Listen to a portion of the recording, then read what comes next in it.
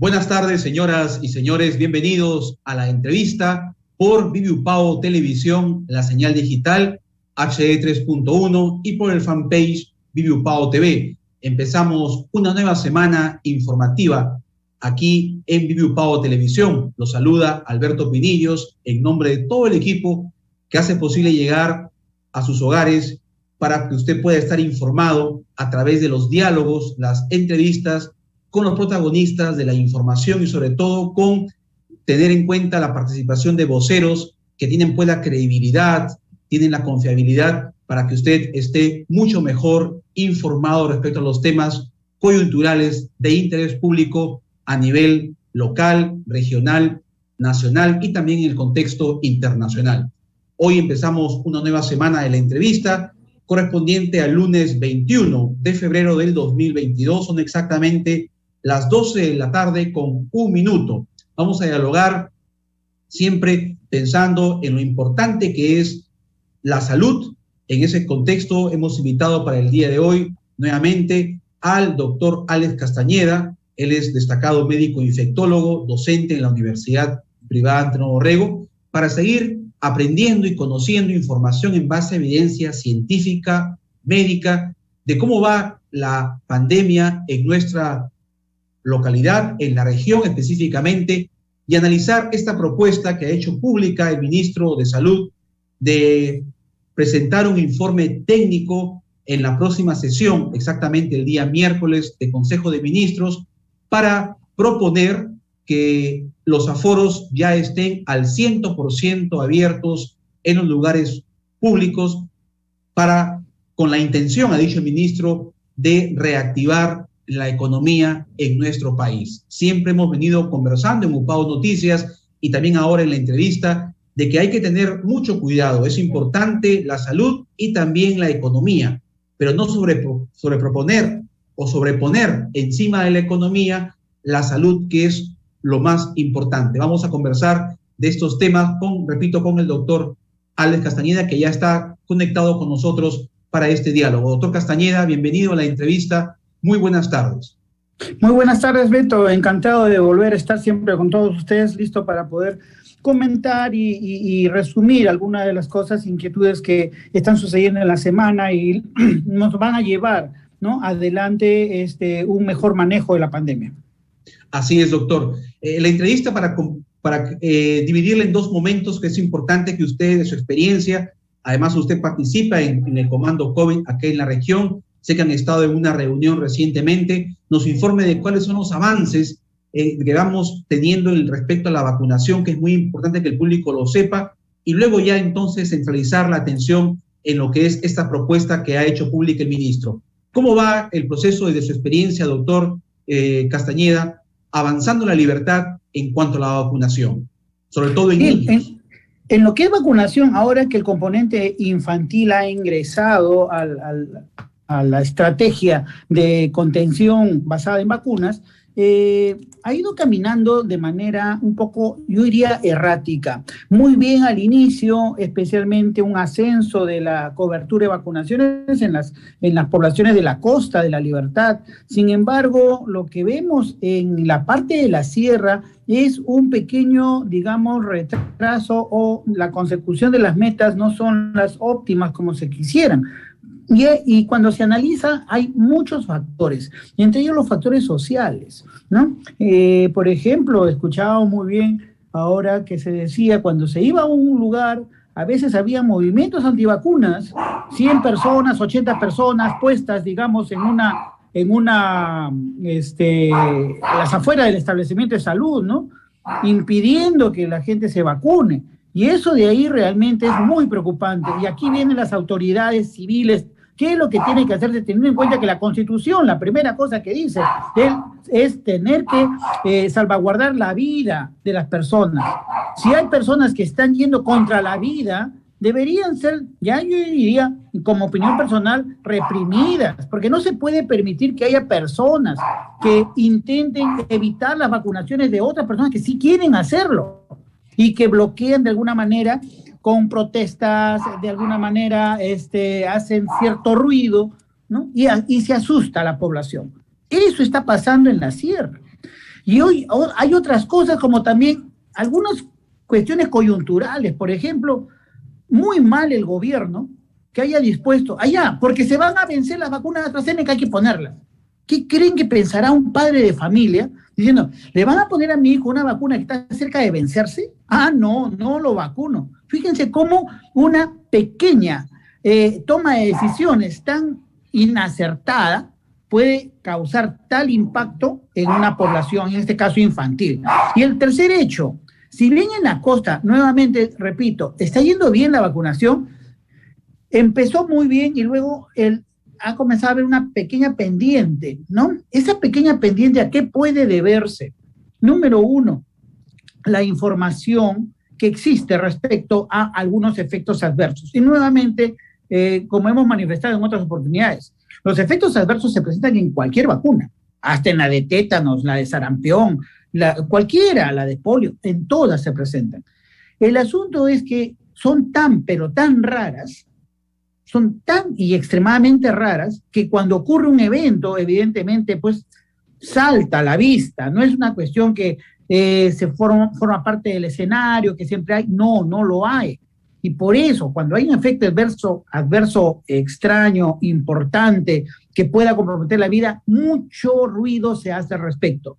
Debemos mantener la calma y decir, bueno, ¿qué ocurre? Puede ocurrir, no a todos. Estoy hablando de millones de personas para que ocurra uno. Y lamentablemente puede haber. Y para eso están los sistemas de salud que se tienen que encargar para que se salvaguarde la vida de las personas cuando ocurra ese evento. Eso no debe ser un argumento para decir no me vacuno. No, eso no debe ser. Es un evento extremadamente raro. Es como decir sacarse la tinca, ¿no? Juego la tinca y me la saqué. O sea, todo el mundo se va a comprar la tinca y se la va a sacar. No es así. No es exactamente igual el ejemplo. Por lo tanto, la recomendación a la población nuevamente, vacunarse, vacunar a quienes les falta vacunar, porque todavía hay brecha de tercera dosis. Ojo, ya no se está hablando de dosis de refuerzo, ahora se habla de esquema de 3 dosis. Es lo que se conoce ahora en la ciencia, ¿no? Ya antes se pensaba que era una sola dosis, después se dijo 2 dosis. Ahora se sabe que son 3 dosis. Ya no es un refuerzo, es el esquema, 3 dosis, lo que se está usando en el planeta.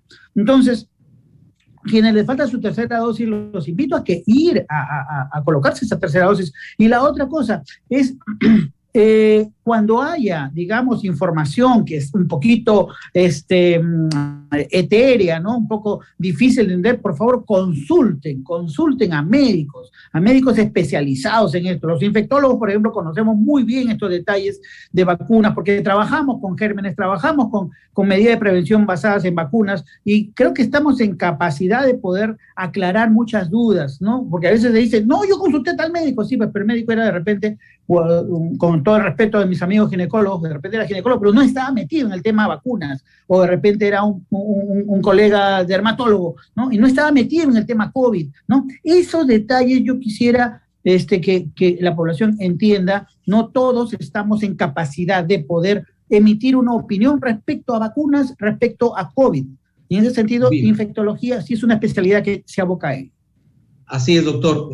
Han pasado ya 2 años, estamos viviendo esta pandemia de 2020, 2021, y todavía, a partir de lo que usted nos comenta, hay un problema de una mejor comunicación de parte de las autoridades de salud, de precisar en los mensajes para que no se generen estos dobles discursos o dobles interpretaciones o ambigüedades respecto a la vacuna. Y también importante lo que usted dice, al público estar muy pendiente, no dejarse manipular por estos grupos antivacunas que, como sabemos, han insistido siempre desde que aparecieron las vacunas en la Tierra. Ahora, doctor Alex Castañeda, también es importante profundizar, porque ya estamos próximos al año escolar.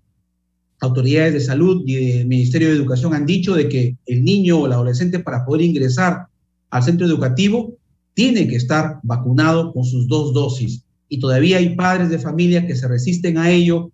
Hay jóvenes, como usted ha dicho, efectivamente, en Culcán, hace unos días nos comentaba una funcionaria de gerencia de salud, la coordinadora de inmunizaciones, hay una población económicamente activa en Julcán que no quiere vacunarse, se resiste a ello, precisamente por estas ideas, algunas veces factores de creencias religiosas o también por los antivacunas. A estos padres de familia que todavía dudan en la eficacia y efectividad de las vacunas, ¿qué les diría, doctor, cuando ya estamos a menos de un mes para vacunarnos y sobre todo iniciar el año escolar 2022?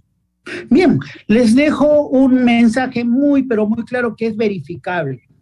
Simplemente revisar quiénes son los que fallecen. De 10 personas que fallecen, 8 no tienen vacunas. 8. Incluso alguien dirá, pero sí, yo me vacuné. Sí, pues de esos 8, solo 2 tuvieron vacunas, 1 dosis. 1 tuvo 2 dosis y el resto no tuvo. O sea, inmunización incompleta, sin vacunas o con vacuna incompleta. Ellos son los que fallecen. Que fallecen también los que han recibido vacunas, cierto, pero una proporción muy pequeña. ¿Y sobre qué base fallecen? Fallecen aquellos que han tenido vacuna, pero a la vez alguna comorbilidad, diabético, de repente edad mayor de 85 años, que tengan insuficiencia renal, que tengan, digamos, cirrosis. Esos pacientes son los que lamentablemente fallecen a pesar de la vacuna. ¿Por qué? Porque tienen deterioros en el organismo que hacen difícil que cualquier medida preventiva pueda trabajar al 100%. Imagínense lo que pasa con personas que tengan las mismas condiciones de salud y no tienen vacuna. Es peor, se los llevan. Eso es verificable, señores, eso es verificable. Pueden observarlo, pueden verlo. Yo he visto, lamentablemente, en un canal, en un medio de comunicación, cómo se le entrevistaba a una persona. Sí, acá han muerto 2 de mis hijos, menores de edad.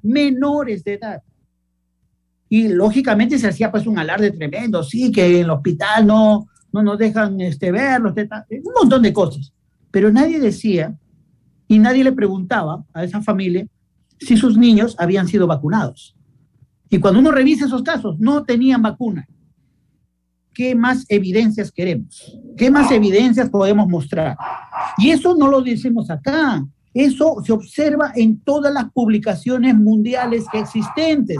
La tasa de fallecidos por COVID en esta etapa está en el rango de los mayores de 80 años y en los menores, los niños. Hay niños que están muriendo. ¿Y quiénes? Los que no tienen vacuna, señores de la Sierra, por favor. Los que no tienen vacuna. Y eso sí sería grave, una responsabilidad tremenda de los padres para que tengan el reparo de vacunar a sus hijos y reducir el riesgo de vacuna. Ojo, estamos hablando de probabilidades. No estamos hablando que ya me puse la vacuna, tengo un armazón. No es así. En la biología, en la medicina, no es así. Lo que se tiene que pensar es que tengo ya menos probabilidad de morir. Esa es la idea. Al no tener nada, ninguna protección, evidentemente la probabilidad de morir aumenta muchísimo. Por lo tanto, vacunemos a los niños. En ese sentido, tenemos que vacunarlos para que haya menos riesgo de muertes. Perfecto, doctor. Ahora, respecto a las medidas que ha anunciado el ministro de Salud, como lo dijimos hace un momento, en una sesión de Consejo de Ministros el próximo miércoles, pasado mañana ya, va a proponer, según dice el ministro, a un estudio técnico que ya se permita el aforo al 100% en los lugares abiertos y cerrados. ¿Cuál es su opinión, doctor Castañeda, de esta propuesta que quiere proponer ante el Consejo de Ministros el ministro de Salud? Muy bien, es una propuesta desacertada, evidentemente. Yo no entiendo qué tipo de asesores debe tener el ministro o debe haber en el gobierno, que de repente no entienden las publicaciones existentes. Las publicaciones son claras, lamentablemente están en inglés y a veces la gente no domina el idioma. Y ahí vienen los problemas. Los aforos que se den al 100% en ninguna parte del mundo están ocurriendo. Lo que ha pasado en Europa es que se habla de, por ejemplo, apertura en playas con distanciamiento social. Lo que se habla, por ejemplo, en Alemania es en algunos lugares donde ya no la tasa de infectados cae prácticamente a 0, podría abrirse espacios, aforos al 100% con las debidas medidas de bioseguridad, distanciamiento social e incluso uso de mascarillas. Ojo, uso de mascarillas. En tiendas están comerciales de determinada extensión. No están diciendo aforo al 100% en zonas pequeñas. No están diciendo eso. Por eso digo, hay que saber leer los artículos, ¿no? En el gobierno da la impresión que hay gente que solo lee lo que le conviene o lo poco que pueden entender. No es así. Un aforo al 100% es peligroso. Y lo digo por qué. Actualmente, ustedes todos saben que Omicron, a las 2 semanas de estar en el planeta, ya estaba en 40 países. Y luego 2 semanas después, porque ya tenemos ya cerca de un mes y un poco más con Omicron, que ya está primando en todo el país, ya estamos en 90% Omicron, o 92% exactamente, Omicron acá en el Perú, apareció en el mundo una segunda subvariante. ¿Qué le dijeron el hijo de Omicron? No es el hijo, es una subvariante, la B002. La B01 es el Omicron original, B02 es esta variante que tiene como particularidad, y esto por favor internalicen las autoridades, por favor, la B02, no lo digo yo, lo dicen todos los artículos, es más letal que el Omicron B01, o sea, el Omicron original, y se expande más rápido que la Omicron original. Entonces, ¿qué queremos con 100% de apertura de aforos? Que aparezca la B02 en el Perú y volvamos a tener una cuarta ola. Eso de ahí tiene que ser muy bien debatido. Me parece muy arriesgado que haya eso. Ahora, medio mundo dirá, pero si estamos vacunados, perfecto, la vacuna reduce probabilidad de muerte, pero no implica que no me puedo contagiar y llevar a mi casa donde pueda haber un hipertenso, donde pueda haber un diabético, donde pueda haber un cirrótico, donde pueda haber una persona de más de 85 años, y que por mala suerte, o no se vacunó completamente, o no se vacunó totalmente, o por último, su respuesta inmune no es la óptima, y podría darle una enfermedad muy severa, especialmente con la B02, que espero no llegue en forma importante al Perú, que debe estar circulando probablemente, solo que es difícil de poder chequearlo. Ahora, nadie nos dice que en el futuro cercano puede haber una tercera variante, otro diferente Omicron, otra letra griega. Eso, mientras no existe en el mundo ausencia o digamos momentos donde hay 0 casos, 0 mortalidad, es muy, muy arriesgado llegar al 100% de aforo. Quítense las mascarillas, que he escuchado también esa propuesta, para quitarnos las mascarillas y que, bueno, se haga la vida completamente normal. Me da la impresión, a pesar de que el ministro Condori ha dicho que no es una medida populista, esto, a ojos vista, es extremadamente populista.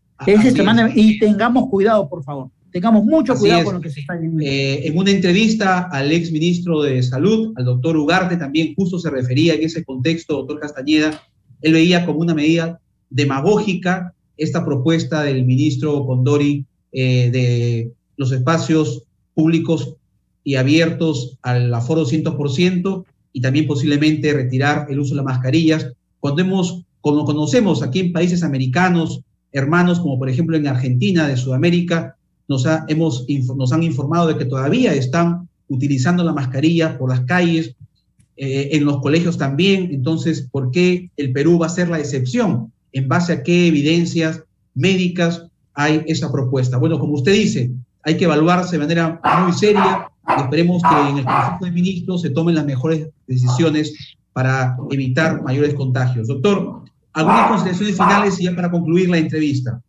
Sí, bueno, estamos pasando el momento más crítico, me parece, de esta tercera ola. Y el momento crítico implica que los fallecimientos tienen que empezar a caer, ¿no? Cuidado con los repuntes pequeños. Uno puede comparar con la primera ola. No hay punto de comparación. La primera ola fue desastrosa, la segunda fue peor. La tercera, evidentemente, no lo es tanto por la naturaleza de Omicron, de Delta y de Omicron. Sin embargo, un pequeño ascenso, a pesar de la magnitud, si uno comparara proporcionalmente las cantidades de casos por exposición específica por variante, realmente Omicron no está pasando, como decir, tan desapercibida en lo que es letalidad, en lo que es mortalidad. Ese punto tenemos que mirarlo muy, muy bien, Porque si hay un pequeño repunte, significaría, proporcionalmente con la primera ola, un gran repunte, realmente. Y eso sí sería peligroso. Por lo tanto, a nuestra población, a nuestros conciudadanos, sigamos protegiéndonos, sigamos usando mascarillas, sigamos con distanciamiento social, así no querramos. Los aforos, no, ni vuelta a quedar. Si veo que hay demasiada acumulación de personas, prefiero que baje un poco la afluencia de personas para ir a comprar a una tienda, a un centro, etcétera. No podemos arriesgarnos. Perfecto, la doctor. gente nuevamente está sin mascarillas en las calles, sin mascarillas en los centros comerciales, ¿no? De nada sirve que nos pidan, a ver, su vacunación, si adentro de las tiendas están sin mascarillas o se la bajan completamente. Esas conductas deben ser, digamos, ya erradicadas y entre todos debemos ser solidarios. ¿Sabe, señor? Por favor, póngase su mascarilla, ¿no? O sea, yo quiero cuidarme, evidentemente, ¿no? Y también le estoy ayudando a cuidarse a las personas. Es lo que tenemos que hacer, seguir cuidando y no bajar la guardia.